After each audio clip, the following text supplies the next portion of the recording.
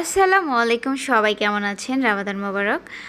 আমরা ইফতারি কিভাবে খাই সেটাই আমি আপনাদেরকে জানাই। আমরা প্রথমে 1-2 দিন বিশাল অ্যারেঞ্জ করে ইফতারি করেছি। আসলে এভাবে ইফতারি করে আমাদের কাছে আমার কাছে খুব একটা মজা লাগে না।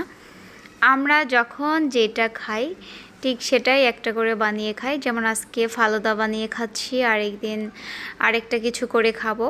যেটা খাবো সেটা তৃপ্তি মতো মন ভরে খাবো, সেটার টেস্টও বুঝতে পারবো।